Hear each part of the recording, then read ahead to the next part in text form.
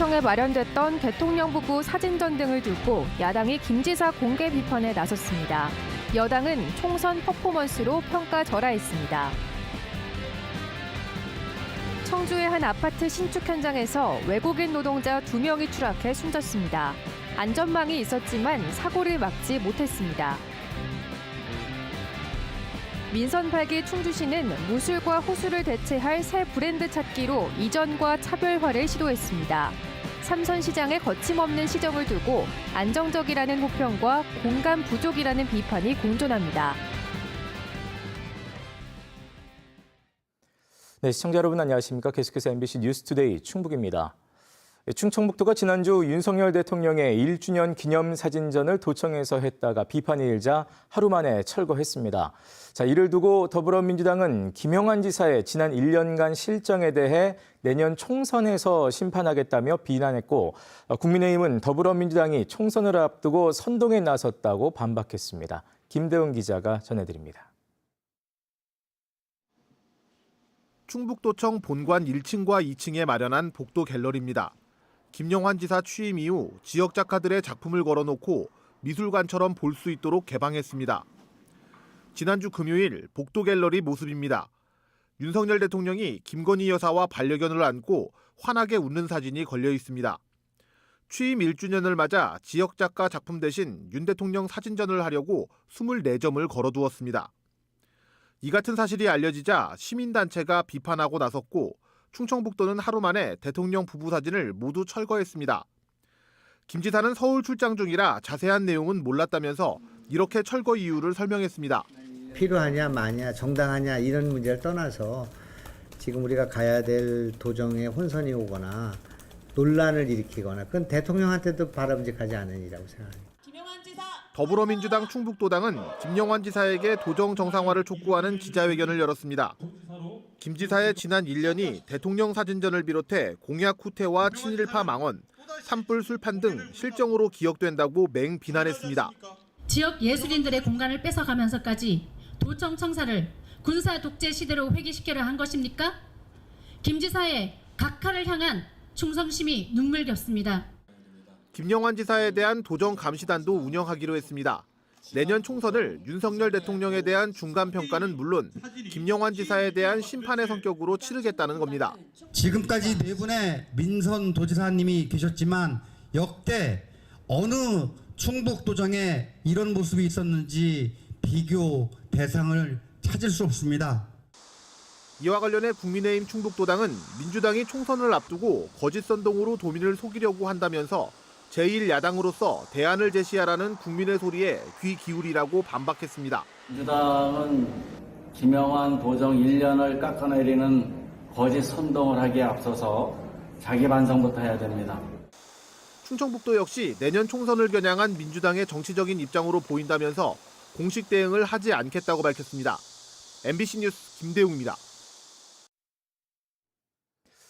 네, 민선 8기 지난 1년을 되돌아보는 기획뉴스 시간입니다. 자, 오늘은 3선에 성공한 조기령 충주시장 편입니다. 조기령 시장은 민선 8기 지나온 1년보다 남은 3년을 중시하겠다고 밝혔습니다. 이승준 기자입니다. 지난해까지 세계 무술공원이었던 이곳이 올해부터 탄금공원으로 바뀌었습니다. 19차례나 열렸던 무술축제도 폐지됐습니다. 20년 가까이 이어졌던 호수축제는 다이브 페스티벌이 됐습니다. 지난 1년 새 달라진 충주시정입니다. 민선 8기 들어 3선에 성공한 조기령 충주시장은 거침이 없습니다. 이미 2차례 시장을 역임하며 행정 능력을 보였고 시정 장악력도 뛰어납니다. 충주시정은 크게 변하지 않았고 오히려 안정적인 운영이 돋보입니다. 그래서 지난 1년보다 충주시장으로서 남은 3년에 더 무게중심을 두고 있습니다. 일을 다 마치고 시민들에게 역사적으로 평가를 받아야 되겠다는 그런 생각으로 일을 새로 시작하는 것도 중요하지만은 진행되는 상황과 충주의 전체의 흐름을 잘 관리하고 마무리해야 된다는 그런 생각을 많이 했습니다. 공무원들에게도 일관성 있고 합리적인 행정을 강조합니다. 당장의 변화 못지않게 긴 안목으로 지역이 자생력을 갖도록 정책을 추진 중입니다. 이 자식 세대, 후배 세대가 좋은 일자리를 가질 수 있도록 좋은 기업을 계속 많이 유치할 수 있도록 기반을 만들면서 그것만 가지고는 안 된다. 소비 생활에서 좀 즐거움이 있어야 되겠다. 먹고 마시는 즐거움. 그리고 가족들과 함께 자연을 즐기고 생태 환경을 즐기면서 앞장서 시정을 끌고 가지만 공감과 감동을 주는 것은 의견이 갈립니다. 시장이 나서는 만큼 간부 공무원들의 입지는 줄거나 뒤처지기도 합니다. 국가정원에서 보이듯 탑다운 방식의 일처리도 있습니다.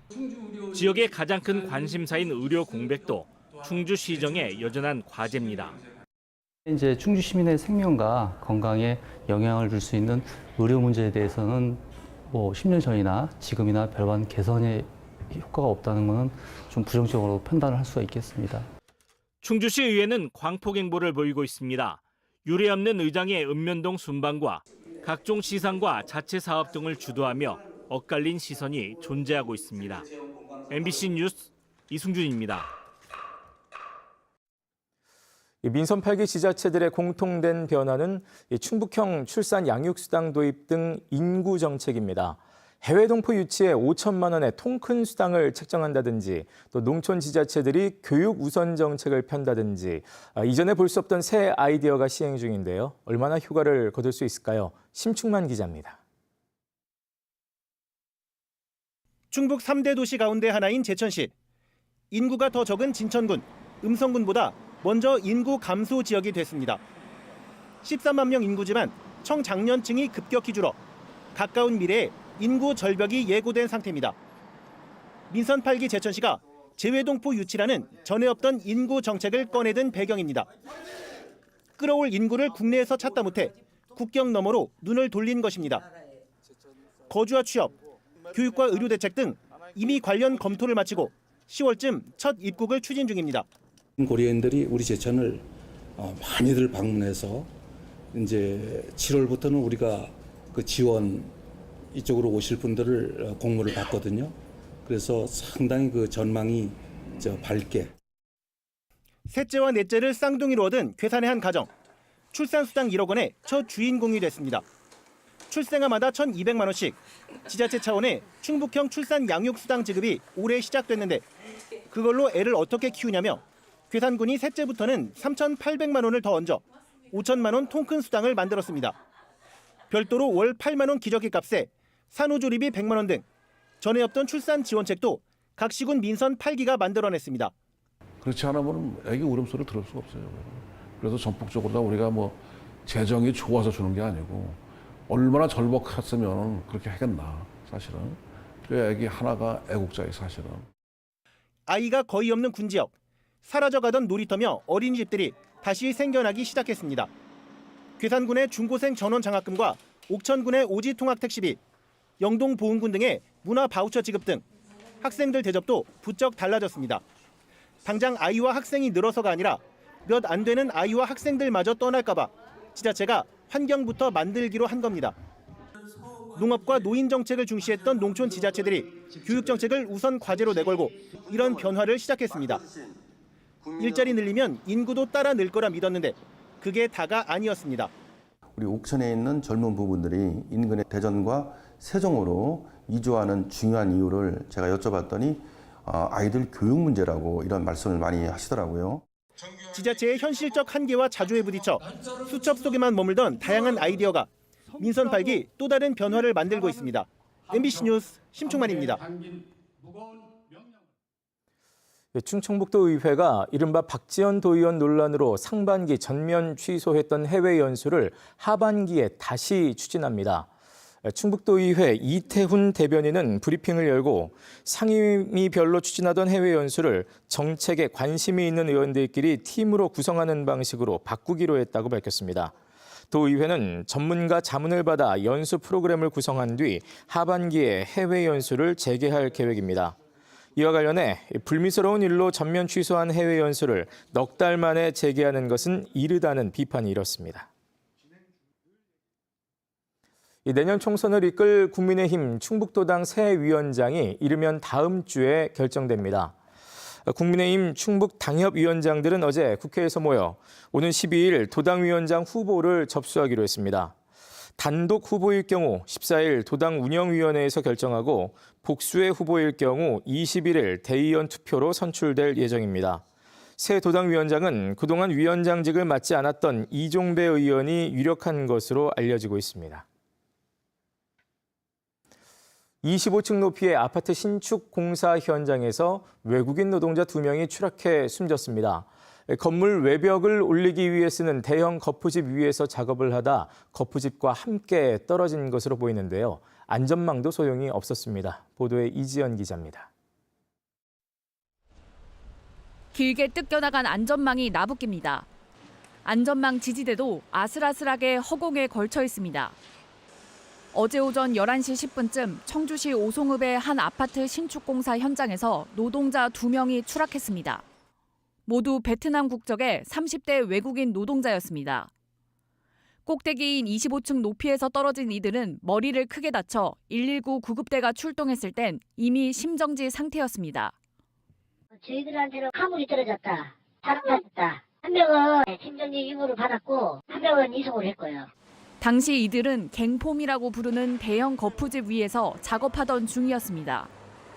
안전망이 있었지만 거푸집이 함께 떨어지면서 무게를 이기지 못한 것으로 보입니다.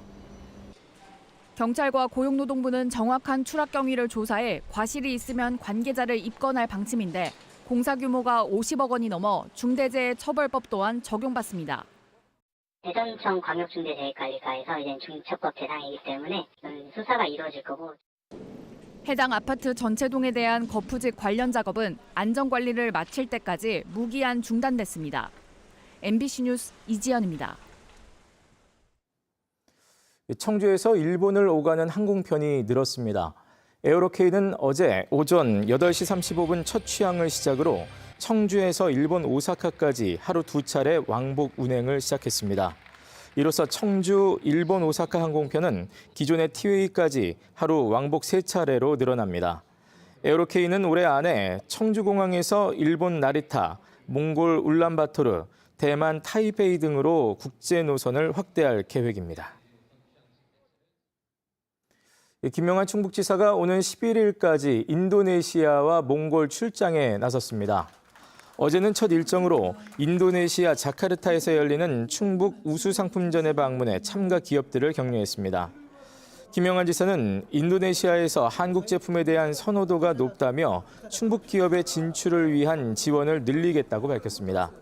또 2차 전지 핵심 광물인 니켈의 공급망 안정을 위한 양해각서를 맺고 관련 기업들의 진출과 수출 확대를 돕기로 했습니다.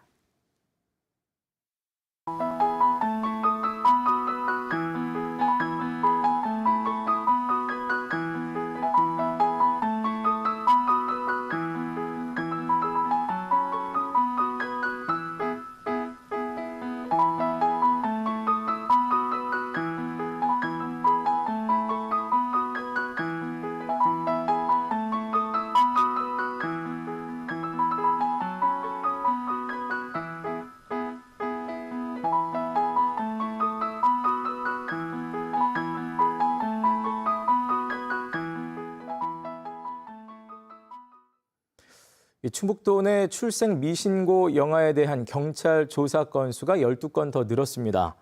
충북경찰청은 소재가 불분명한 미신고 영아에 대해 지금까지 29건을 조사해 그 가운데 7건에 대해서는 종결했다고 밝혔습니다. 남은 22건 가운데 1건은 수사로 전환해 조사하고 있고 나머지 21건은 베이비박스에 버렸다, 친부가 데려갔다는 등의 진술을 확보하고 사실 여부를 확인하고 있습니다. 선거법 위반으로 재판을 받아온 심의보 전 충북교육감 예비후보가 항소심에서도 벌금 90만 원을 선고받았습니다. 대전고법 청주재판부는 피고인이 법을 제대로 알지 못해 범행했을 가능성이 높고 선거 결과에도 큰 영향을 주지 않은 점 등을 고려할 때 원심의 형은 가볍지 않다며 검찰의 항소를 기각했습니다. 심의보 전 예비후보는 지난해 2월 자신에게 유리한 교육감 후보 적합도 조사 결과를 인터넷 매체에 공표한 혐의로 기소돼 1심에서 벌금 90만 원을 선고받았습니다. 직원에게 마약성 약품을 먹이고 강제추행한 병원 행정원장이 항소심에서도 징역 3년을 선고받았습니다. 대전고등법원 청주재판부 신종호 부장판사는 지난해 1월 병원 직원에게 마약류 약품을 음료수에 타 먹인 뒤 성추행하고 불법 촬영한 음성의 한 병원 행정원장에게 원심과 같은 징역 3년과 80시간의 성폭력 치료 프로그램 이수 명령을 내렸습니다. 충주의료원이 의료 사각지대 해소를 위해 단양에서 소아청소년과 순회진료를 시작했습니다. 순회진료는 매주 목요일 소아청소년과 전문의가 단양군 보건소를 찾아 진료하는 방식으로 이뤄집니다. 충청북도와 충주의료원은 단양군 소아청소년과 순회진료를 앞으로 주 2회로 늘리고 비뇨의학과 등도 추가할 계획입니다. 또 충주의료원과 단양군은 공공보건기능 강화를 위해 미충족 진료과에 대한 의료진 파견 등을 내용으로 하는 의료협약을 체결했습니다. 괴산군이 정부 공모 사업을 잇따라 유치해 인구 유입과 오랜 민원 해결을 동시에 추진합니다. 괴산군은 수도권 은퇴자나 귀농귀촌 희망자에게 주거단지를 제공하는 칠성면 성산별곡 활력타운 사업이 정부 공모 사업에 선정돼 242억 원을 투입하게 됐다고 밝혔습니다. 괴산군은 이에 따라 특히 30년 동안 악취 민원이 있었던 돈사도 철거할 예정입니다. 또 사리면, 중흥, 소매지구가 농림축산식품부의 농촌공간 정비사업에 선정돼 280억 원을 들여 퇴비 공장과 돈사를 철거하는 한편 청년 창업농과 귀농인을 위한 일자리 기반과 임대주택 등을 조성하기로 했습니다. 충북과 강원 지역 시멘트 공장과 주변 지역의 상생발전 방안을 논의하는 자리가 제천에서 마련됐습니다. 김삼수 소비자주권연대 정책실장은 국민 안전을 위해 폐기물 처리 확대를 위한 시설 투자보다 소성로 배출 기준이 강화돼야 한다고 주장했습니다. 참석자들은 질의응답을 통해 시멘트 소성로에서 사용하는 폐기물 반입과 처리 과정에 대한 정확한 정보 제공이 선행돼야 한다고 입을 모았습니다. 대전과 세종 등 인근 대도시에 중소규모 회의 전시를 유치하기 위해 옥천군이 마이스 센터를 건립하기로 하고 설계 공모에 들어갑니다. 옥천군은 오는 2025년 4월까지 40억 원을 들여 구읍 일원에 마이스 센터를 짓기로 하고 설계 공모를 거쳐 오는 9월 당선작을 발표할 예정입니다. 옥천군은 코로나19 이후 마이스 산업이 중소규모로 전환하고 있다며 대전이나 세종의 대규모 컨벤션과 차별화해 구읍의 문화유산, 또 장령산 휴양림 등과 연계한 옥천만의 브랜드를 만들어가겠다고 밝혔습니다. 복지 사각지대의 위기 가구를 발굴하기 위해 증평군이 외부 기관과의 협력을 늘리고 있습니다. 증평군은 증평우체국 집배원 19명을 명예사회복지공무원으로 위촉하고 위기 발생 가구 발견 시 신고와 고독사 예방 등에 힘을 모으기로 했습니다. 증평군은 이 밖에도 경찰과 소방서, 한전, 상하수도사업소, 또 공동주택관리소장협의회와 배달업체 등과 양해각서를 체결하고 촘촘한 사회안전망 구축을 꾀하고 있습니다. 여름방학을 맞아 청주 지역에 대형 어린이 물놀이장이 잇따라 문을 엽니다. 청주시는 26억 원을 들여 복대동 대농공원과 용암동 망골 근린공원에 대형 물놀이장을 조성하고 시험 가동을 거쳐 오는 22일부터 정상 운영합니다. 네, 뉴스를 마칩니다. 고맙습니다.